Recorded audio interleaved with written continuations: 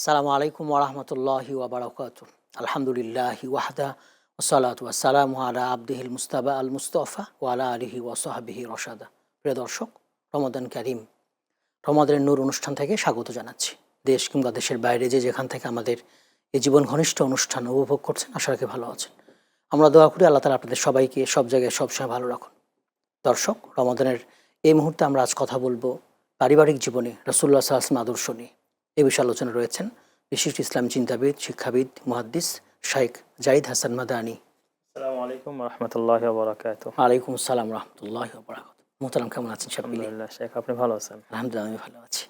আমাদের পারিবারিক জীবনে রাসূলুল্লাহ সাল্লাল্লাহু আলাইহি ওয়াসাল্লামের আদর্শ কেমন ছিল সেটা নিয়ে আলোচনা করবো ইনশাআল্লাহ। বিসমিল্লাহির রহমানির রহিম। ইন্নাল হামদালিল্লাহ ওয়াস সালাতু ওয়াস সালামু আলা রাসূলিল্লাহ ওয়া আলা আলিহি ওয়া সাহবিহি ওয়া মান ওয়ালা। আউযু বিল্লাহি মিনাশ শাইতানির রাজীম। লাকাদ কানা লাকুম ফি রাসূলিল্লাহি উসওয়াতুন হাসানাহ লিমান কানা ইয়ারজুল্লাহা ওয়াল ইয়াওমাল আখির ওয়া যাকারাল্লাহা কাসীরা। কাসীরা। ওয়া ক্বালা সাল্লাল্লাহু আলাইহি ওয়াসাল্লাম সাল্লাল্লাহু আলাইহি ওয়াসাল্লাম। খায়রুকুম খায়রুকুম লিআহলিহি ওয়া আনা খায়রুকুম লিআহলি। মহিমান্বিত মাস রমাজান করিম, এই মাসে সম্মানিত দর্শক ও শ্রোতাদের আমরা দৃষ্টি আকর্ষণ করছি একটি অত্যন্ত গুরুত্বপূর্ণ টপিক নিয়ে আমরা কথা বলবো ইনশাআল্লাহ। সেটি হলো পারিবারিক জীবনে রাসূল সাল্লাল্লাহু আলাইহি সাল্লাম কেমন ছিলেন। এটা আমাদের সব পরিবারের জন্য দরকার। খুবই খুবই প্রয়োজন। যদি আমরা আমাদের পরিবারকে একটি প্রশান্তিময় পরিবার করতে চাই, একটি জান্নাতি সফল পরিবার, পরিবার, সফল পরিবার করতে চাই, মানসিক শান্তি পেতে চাই, তাহলে খুবই জরুরি আমাদের জন্য এটি আমল করা এবং সেই অনুধাবন করা। জি। রাসূল সাল্লাল্লাহু আলাইহি সাল্লাম সাল্লাল্লাহু আলাইহি শুধু রাষ্ট্রীয় জীবনেই তিনি সফল মানুষ ছিলেন না, শুধু নামাজ, রোজা, হজ, যাকাত এগুলোর ক্ষেত্রে তিনি মডেল ছিলেন না, বরং তিনি পারিবারিক জীবনেও তিনি সকল উম্মতের জন্য আইকন, অনুসরণীয় ছিলেন। জি। যেটি আল্লাহ তাআলা কোরআনুল কারিমে ঘোষণা করেছেন, লাকাদ কানা লাকুম ফি রাসূলিল্লাহি উসওয়াতুন হাসানা। তোমাদের জন্য রাসূলের জীবনীতে রয়েছে তোমাদের সবচেয়ে উত্তম আদর্শ। এবং রাসূল সাল্লাল্লাহু আলাইহি ওয়াসাল্লাম হাদিসে বলেছেন যে আনা খায়রুকুম লিআহলি, তোমাদের মধ্যে সেই উত্তম যে তার পরিবারের নিকট উত্তম, আর জেনে রাখো আমি আমার পরিবারের নিকট একজন উত্তম ব্যক্তি। সুবহানাল্লাহ, কি গ্যারান্টি দিচ্ছেন সুবহানাল্লাহ, তিনি। জি, তিনি গ্যারান্টি দিয়েছেন। রাসূল সাল্লাল্লাহু আলাইহি সাল্লাম তিনি তার পরিবারের সার্বিক খোঁজখবর নিতেন এবং যে বিষয়গুলো বিশেষভাবে করতেন, আমরাও আমাদের ভাই এবং বোনদেরকে বিশেষভাবে অনুরোধ রাখবো যে আপনারা যে মানসিক শান্তি পেতে চান, আপনাদের জীবনে যদি প্রশান্তি চান, আপনার ঘর যদি একটি প্রশান্তির টুকরা বানাতে চান, জান্নাতের টুকরা করতে চান দুনিয়াতেই, তাহলে এই কাজগুলো প্লিজ একটু আপনারা করে দেখবেন। ইনশাআল্লাহ আপনার ঘরও একটি জান্নাতের টুকরা প্রশান্তিময় ঘর হবে ইনশাআল্লাহ। ইনশাআল্লাহ। প্রথম যেই কাজটি তিনি করতেন সেটি হলো ঘরে প্রবেশের সময় তিনি সালাম দিয়ে ঢুকতেন। এটা আল্লাহ তাআলা বলেছেন যে যখন তোমরা বাড়িতে প্রবেশ করবে তখন তোমরা সালাম দিয়ে ঢুকবে। আসলে সালামটা হলো আল্লাহর পক্ষ থেকে শান্তি আসার এই দোয়া করা। জি, দোয়া করা। আমরা ঘরে কেউ থাকুক বা না থাকুক, যখনই আমরা ঘরে প্রবেশ করব তখন আমরা সালাম দিয়ে প্রবেশ করব। এর মাধ্যমে ঘরের ভিতরে আল্লাহর পক্ষ থেকে এক ধরনের শান্তি এবং রহমত নাজিল হবে। এই কাজটা আমরা করব। এখানে লজ্জার কিছু নেই। আমরা ছেলে হতে পারি, আমরা পুরুষ হতে পারি, আমরা নারী হতে পারি। যখনই ঘরে আমরা ঢুকবো আমরা সালাম দিয়ে তার প্রবেশ করব।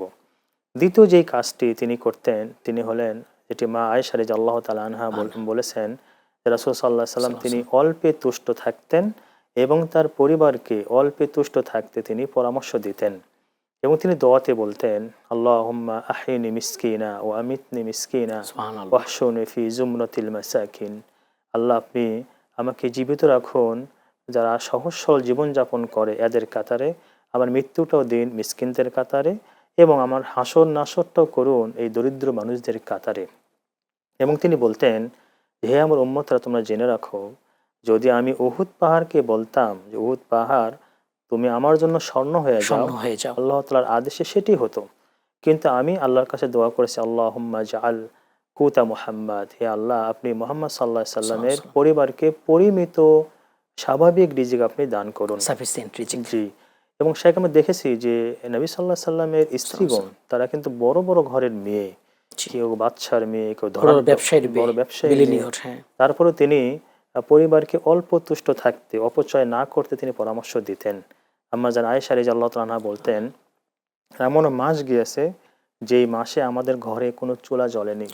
আমাদের খাবার ছিল দুটি কালো, একটি পানি, একটি খেজুর। যিনি চাইলে উহুদ পাহাড়টা স্বর্ণ হয়ে যেত এবং যিনি চাইলে অনেক কিছু করতে পারতেন, কিন্তু তিনি পরিবারকে শিক্ষা দিয়েছেন যে তোমরা অল্পে তুষ্ট থাকো, দুনিয়া তোমাদের আসল নয়, তোমাদের আসল হলো পরকাল, আখেরাত। এবং ওমর বিন খাত্তাব থেকে বর্ণিত, তিনি বলেন রাদিয়াল্লাহু আনহু, আমি একবার রাসূলের ঘরে প্রবেশ করলাম, প্রবেশ করে দেখেছি সাল্লাল্লাহু আলাইহি সাল্লাম সেখানে ঘরের এক পাশে কিছু খেজুরের, কিছু আপনার আটা ময়দা পড়ে রয়েছে 2.5 কেজির মতো, এবং পাশে রয়েছে কিছু পানি, এবং তার পাশে কিছু চামড়া পরিষ্কার করার জন্য কিছু পাতা রয়েছে, গাছের পাতা। এবং রাসূল সাল্লাল্লাহু আলাইহি ওয়াসাল্লাম শুয়ে আছেন চাটাইয়ের ওপরে, সেই চাটাইয়ের দাগ তার পিঠে লেগে গেছে। আমি দেখে হু হু করে কেঁদে ফেললাম। আল্লাহ রাসূল বলেন, ওমর তুমি কাঁদছো কেন?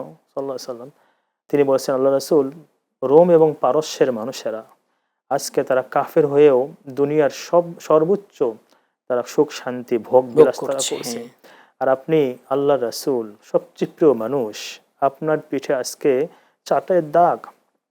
আল্লাহ রাসূল বললেন, ওমর, আমা তারদা আন তাকুনা লাহুমুদ দুনিয়া ওয়া লানাল আখিরা। আল্লাহু আকবার। ওমর বিন খাত্তাব রাদিয়াল্লাহু আনহু, তুমি কি সন্তুষ্ট নও কাফের মুশরিকদের হয়ে যাক দুনিয়া, আর আমার এবং তোমার জন্য আল্লাহ পরকাল দান করুন। আমরা যারা পরিবার চালাই, অপচয় নয়, আমার মার্কেট আমাকে দুবাই গিয়ে করতে হবে, আমার মার্কেট অন্য কোনো জায়গায় করতে হবে, এই আপনি ট্র্যাডিশনাল ছেড়ে দিন, বরং আপনি অল্পে তুষ্ট থাকবেন, স্বাভাবিক জীবনযাপন করবেন, বেশি চেষ্টা করবেন দান খয়রাত করার জন্য। বলছিলাম রাসূল সাল্লাল্লাহু আলাইহি সাল্লাম তার পরিবারে তিনি রান্না বান্নার কাজে হেল্প করতেন। এটি চতুর্থ পয়েন্ট আমাদের। এবং মা আয়েশা থেকে বর্ণিত, তিনি বলেন রাসূল সাল্লাল্লাহু আলাইহি সাল্লাম তিনি নিজের জুতা সেলাই করতেন, তিনি নিজের কাপড় নিজে সেলাই করতেন, এবং তার ঘর আমাদের মতো এত ফ্ল্যাট, এত বড় বাসা ছিল না, মাটির ঘর ছিল, উপরে ছিল আপনার খেজুরের ছাউনি, কিন্তু সেখানে ভালোবাসায় ভরপুর ছিল, মহব্বতে ভরপুর ছিল, শান্তিতে পরিপূর্ণ ছিল। এবং তিনি সেই ছোট্ট ঘরে, সেখানে আমাদের দেশের মতো এত ব্যবসা বাণিজ্য, এত জমি জমা কিচ্ছু ছিল না, তারপরেও তিনি পরিবারকে ভালোবেসে পরিবারের কাজে তিনি সহযোগিতা করতেন। ভাইদেরকে বলবো, এটা একটু খেয়াল রাখবেন। আপনারা সারাদিন বাইরে অনেক পরিশ্রম করেন, আমরা জানি, কিন্তু পরিবারের কাজে যতটুকু আপনি যখনই বাসায় ফেরেন ছোট্ট একটি কাজ করে দেবেন, সেটাও কঠিন কাজ কিন্তু পরিবারে। জি, সেটাও আপনি হালকা করে দেখার সুযোগ নেই, সারাদিনই তার কাজের মধ্যেই থাকে।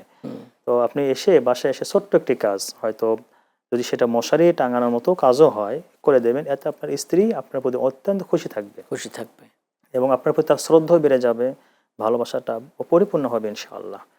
পঞ্চম যে কাজ রাসূল সাল্লাল্লাহু আলাইহি সাল্লাম করতেন, সেটি হলো তিনি স্ত্রীর সাথে খুনসুটি, যেটি আমরা বলতে পারি, যে স্ত্রীর খেয়াল রাখা এবং তার মহাব্বতকে, ভালোবাসাকে প্রকাশ করা। এখানেও আমরা অনেক ভাইকে দেখি, তারা বলেন যে আমি তো অন্তর থেকে অনেক ভালোবাসি, প্রকাশ করার কি দরকার? প্রকাশ করেন না, আপনাকে প্রকাশ করতে হবে। প্রকাশ না করলে তিনি বুঝবেন কিভাবে যে আমাকে আপনি ভালোবাসেন? অন্তরের খবর তো তিনি জানেন না। বরং উল্টা ধারণা হতে পারে তিনি হয়তো আমাকে বাদ দিয়ে অন্য কোনো চিন্তা করছেন কিনা, আসক্ত কিনা। তো একবার হাফসা রাদিয়াল্লাহু তাআলা আনহা উম্মাহাতুল মুমিনিন, তিনি একবার পিছনে পড়লেন, অনেক পিছনে ছিলেন। তো যখন তিনি আসছেন, তো রাসূল সাল্লাল্লাহু আলাইহি সাল্লাম তার কাঁধে হাত দিলেন এবং তার চোখের পানি মুছিয়ে দিলেন। বলেন, হাফসা তুমি কাঁদছো কেন? এবং আম্মা জান আয়েশা বলছেন, একবার আমি মসজিদে নববীতে খেলা দেখছিলাম হাবশী গোলামদের, তো আমার এই থুতনি ছিল রাসূল সাল্লাল্লাহু আলাইহি সাল্লামের কাঁধে, আর আমার গালটা ছিল রাসূল সাল্লাল্লাহু আলাইহি সাল্লামের গালের সাথে লাগানো। তিনি হলেন সর্বশ্রেষ্ঠ রাসূল এবং নবী। আর আমাদের এমন কিছু ভাইয়ের মেজাজ রয়েছে যে আমি স্বামী, আমি হলাম পুরো প্রেসিডেন্টের মতো অবস্থা, কর্তা। না, এই ধারণা নিয়ে আসা যাবে না। স্ত্রীর সুখ দুঃখের প্রতি আপনাকে খেয়াল করতে হবে, তাকে গুরুত্ব দিতে হবে, মূল্যায়ন করতে হবে। সবচেয়ে বড় পয়েন্ট, তাহলে সে মূল্যায়ন করবে আপনাকে। সবচেয়ে বড় পয়েন্ট এটি, আপনাকে বোঝাতে হবে তোমার অত্যন্ত গুরুত্ব আছে আমার কাছে, তুমি গুরুত্বহীন কেউ নয়।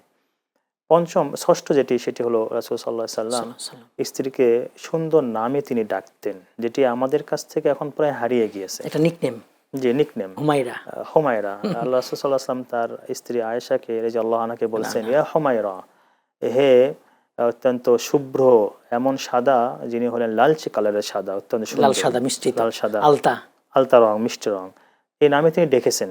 এবং আয়েশাকে সংক্ষেপে তিনি আয়েশ বলেছেন, হে আয়েশ, জিবরিল আলাইহিস সালাম তোমাকে সালাম দিয়েছে, এইভাবে বলেছেন। তো আপনি এটা অবশ্যই করবেন, এটা আমি উদাত্ত আহ্বান জানাই। ভালোবাসা একটি সুন্দর নাম আপনি দিবেন, সেটি হতে পারে হাসনা হেনা, হতে পারে গোলাপ, হতে পারে টিয়া, হতে পারে পাখি, যে নামই হতে পারে, এটি কিন্তু জায়েজ আছে এবং রাসূল সাল্লাল্লাহু আলাইহি ওয়াসাল্লাম এটা সুন্নাহ ছিল। তো আপনি যখন সুন্দর নামে ডাকবেন, স্ত্রী কিন্তু খুশি হয়ে যাবে যে আমাকে অত্যন্ত যত্ন করছে, আমার প্রতি গুরুত্ব দিচ্ছে, টেক কেয়ার করছে। তো আপনি হয়তো, আমাদের ভাইরা ভুলে যেতে পারে, আমাদের বোনরা যারা শুনছেন আপনাদেরকে বলছি, ভাইদের একটু মনে করে দেবেন, রাসূলের সুন্নাহ এটি, বলবেন যে আমাকে সুন্দর একটি নাম দাও, আপনার নাম অত্যন্ত সুন্দর, তারপরেও একটি নিক নেম দিবেন, সুন্দর নাম দিবেন, যে নামে আপনাকে ডাকবে। এটু রাসূল সাল্লাল্লাহু আলাইহি সাল্লামের একটি অত্যন্ত সুন্নাহ, বড় সুন্নাহ। তিনি তার স্ত্রীদেরকে সুন্দর নামে তিনি ডাকতেন। এরপর যে কাজটি করতেন, বিভিন্ন বড় বড় মুহূর্তে তিনি স্ত্রীদের পরামর্শ গ্রহণ করতেন, যেটা আমরা হুদায়বিয়ার সন্ধির সময় দেখেছি। মূল্যায়ন করা, তাদের পরামর্শ মূল্যায়ন করা, মতামতকে মূল্যায়ন করা। যে কথা আমরা একটু আগে বলেছি যে আপনার স্ত্রীকে গুরুত্ব দিতে হবে, এমন যেন না হয় যে সংসারে তোমার কোনো মূল্য নেই, তোমার বুদ্ধি নেই, তোমার বুদ্ধি অর্ধেক, তুমি আবার কে, না, এই কথাগুলো বলা যাবে না। বরং তাদের সাথে আপনার সৎভাবে জীবনযাপন করতে হবে। এবং রাসূল সাল্লাল্লাহু আলাইহি ওয়াসাল্লাম যার কাছে ওহী আসতো, যার সাথে আল্লাহ তাআলা সরাসরি আপনার ওহীর মাধ্যমে কথা হতো, তিনি পর্যন্ত তার স্ত্রীর পরামর্শ গ্রহণ করেছেন, বড় বড় বিষয়। আপনাকে অনেক ধন্যবাদ, আমাদের মূল্যবান সময় দিয়েছেন, সুন্দর আলোচনা করেছেন, জাযাকুমুল্লাহ খাইর। আল্লাহ তাআলা কবুল করুন। জি, আমিন আমিন। দর্শক, আপনারা এতক্ষণ দেখছিলেন রমাদানের নূর অনুষ্ঠান। আজ আমরা কথা বলছিলাম পারিবারিক জীবনে রাসূলুল্লাহ সাল্লাল্লাহু আলাইহি ওয়াসাল্লাম আদর্শ নিয়ে। মুহতারাম সুন্দর বলেছেন রাসূলুল্লাহ সাল্লাল্লাহু আলাইহি ওয়াসাল্লাম কী পদক্ষেপ গ্রহণ করেছেন। আমরা এগুলো গ্রহণ করব, তাহলে আমাদের পরিবার, আমাদের বাসাটা প্রশান্তির জায়গা হয়ে যাবে, জান্নাতের টুকরো হয়ে যাবে, সব অশান্তি দূর হয়ে যাবে, দাম্পত্য কলহ দূর হয়ে যাবে। আল্লাহ তাআলা তৌফিক দান করুন, আমিন। আসসালামু আলাইকুম ওয়া রাহমাতুল্লাহি ওয়া বারাকাতুহু।